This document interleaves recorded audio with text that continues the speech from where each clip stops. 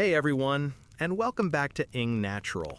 This is your space to learn English naturally through conversations about life, skills, and everything in between. Today, we're diving deep into a topic that honestly affects every single aspect of our lives, especially when it comes to learning and growing.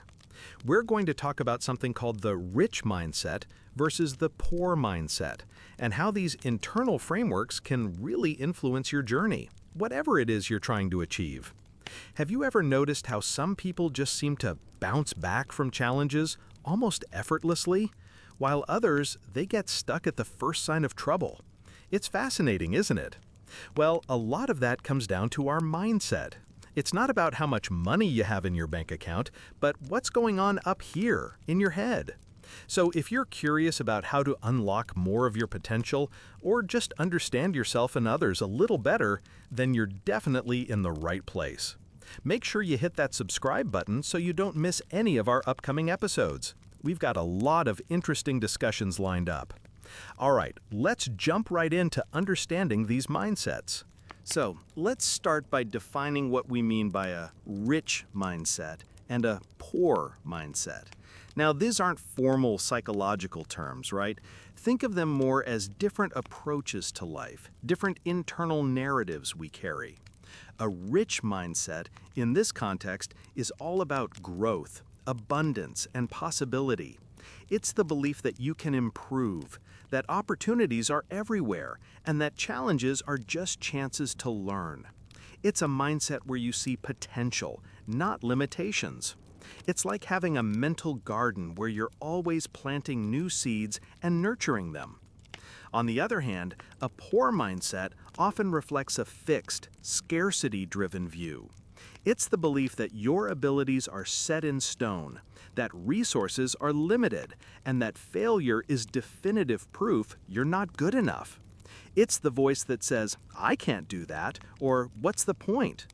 This mindset tends to focus on what's lacking, on obstacles rather than solutions. It's like a mental closet full of old, dusty clothes that you never wear but can't quite bring yourself to throw away. And when we talk about learning, these mindsets are absolutely crucial. Imagine someone trying to learn a new skill, anything from coding to cooking or even a new language. Someone with a rich mindset might say, "This is challenging, but I'm excited to figure it out." They'll embrace mistakes as feedback, right? They'll see them as stepping stones. If they mess up, they don't internalize it as "I'm stupid."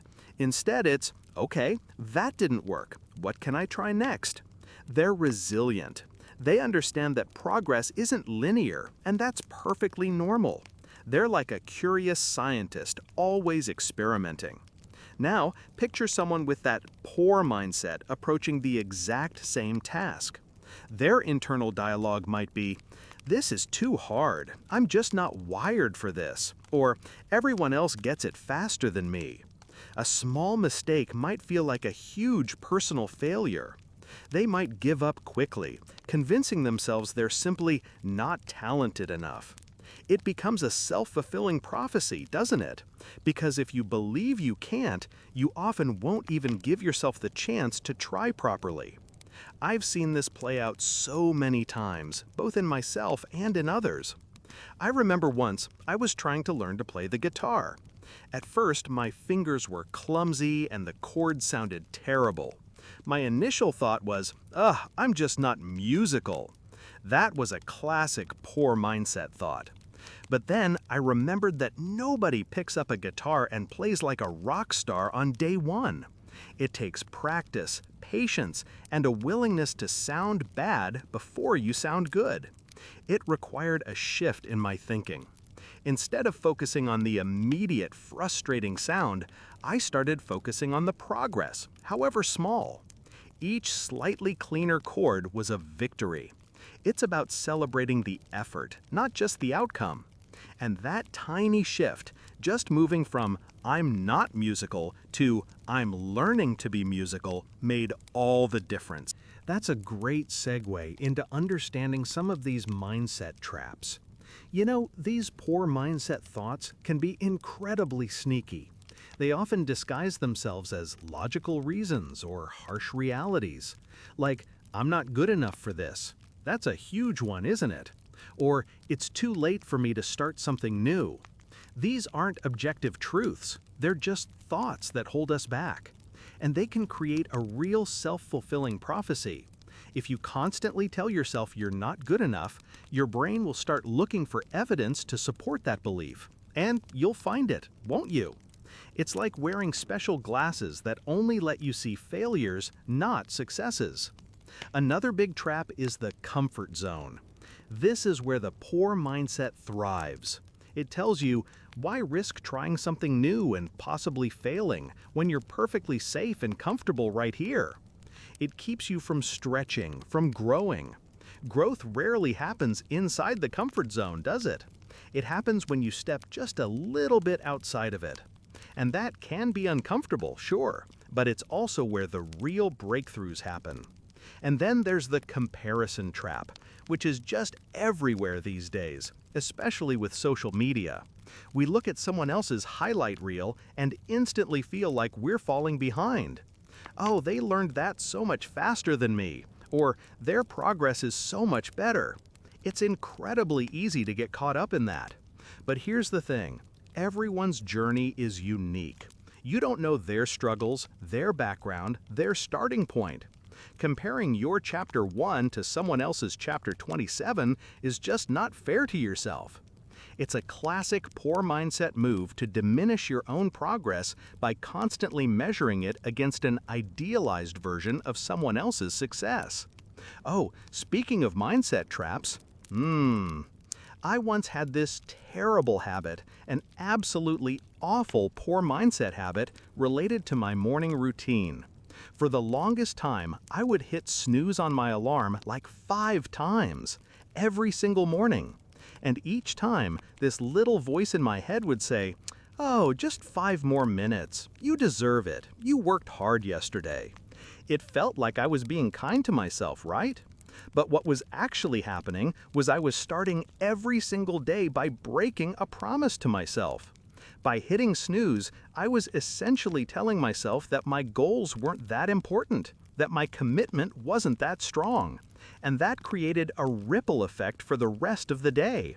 I'd feel rushed, a little bit guilty, and already behind before I even got out of bed.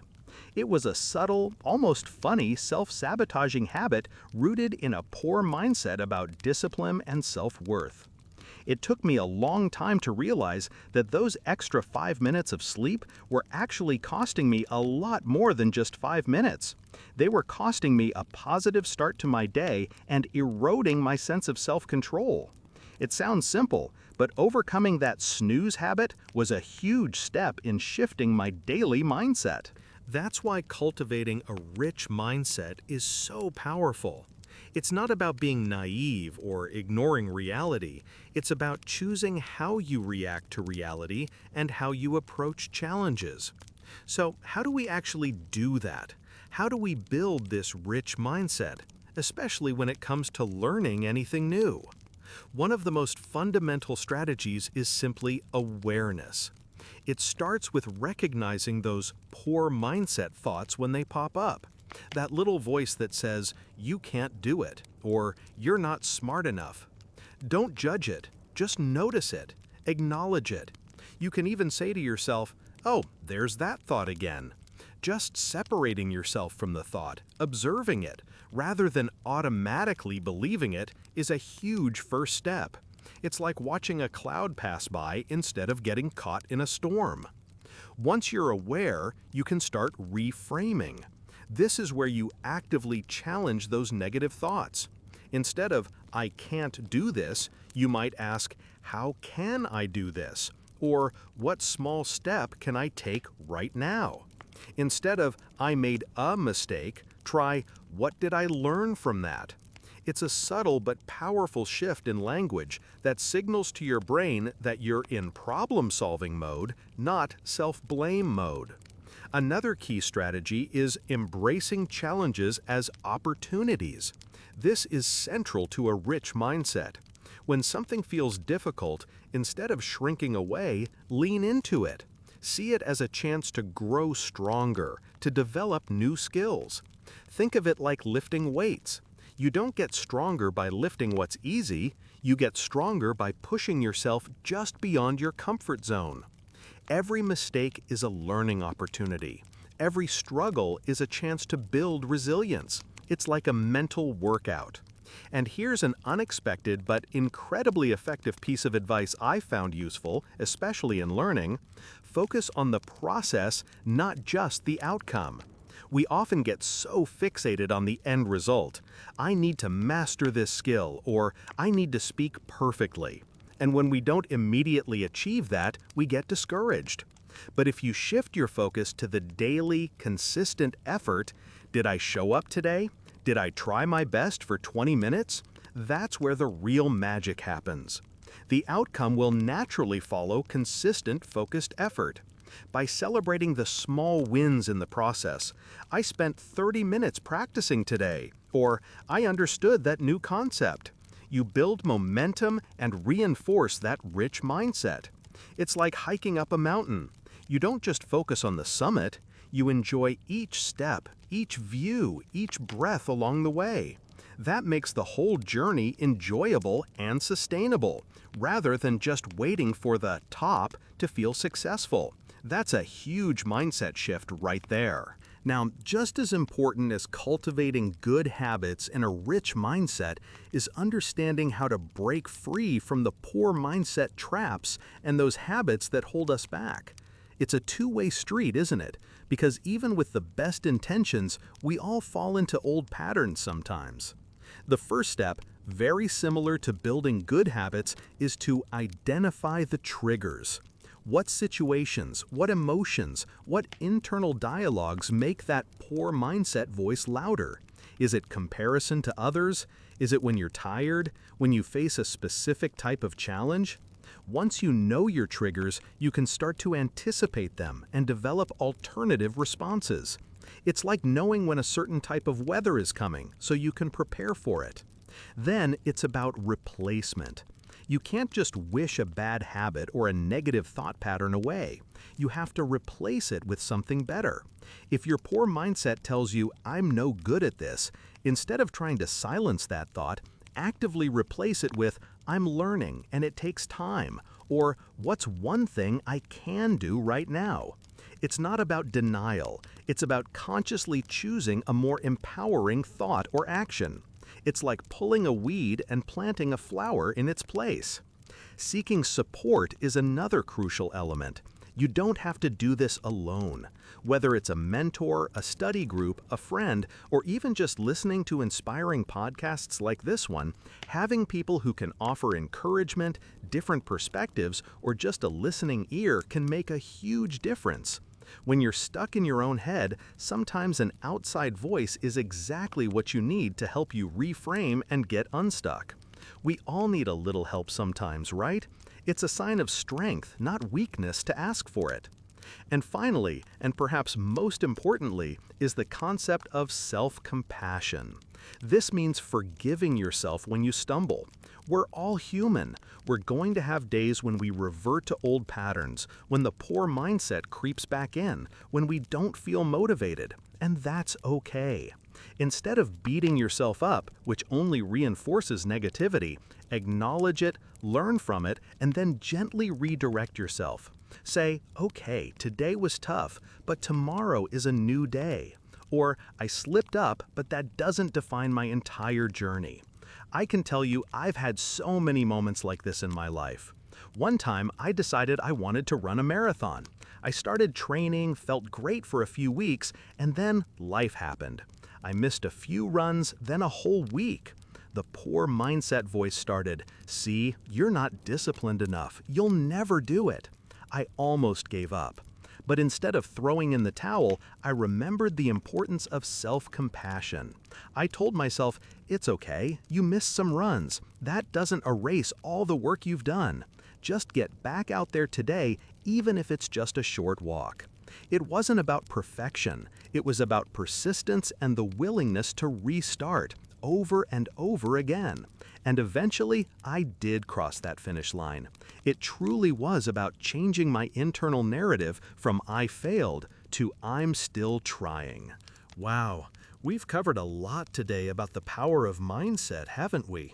From defining what a rich mindset and poor mindset truly mean in the context of our daily lives and learning, to identifying those sneaky traps like the comfort zone and comparison, and then diving into practical strategies for cultivating growth and breaking free from limiting beliefs. Remember, it's not about perfection, it's about progress, and it's a journey, not a destination. Your mindset is not fixed. It's something you can actively work on every single day. So, as you go about your week, I encourage you to pay a little more attention to that voice in your head. Is it cheering you on, or is it holding you back? And how can you gently nudge it towards a more empowering, growth-oriented perspective? Even small shifts can lead to monumental changes over time. Think about one area in your life where you'd like to adopt a more rich mindset this week. What's one small step you can take today? Thank you so much for joining me on engNatural. I truly appreciate you spending your time with me today. If you enjoyed this conversation, please consider sharing it with a friend who might benefit from it. And don't forget to subscribe, rate, and review the podcast. It really helps us reach more people who are looking to learn English naturally and grow their minds. Until next time, keep cultivating that rich mindset, keep learning, and keep growing. Goodbye for now.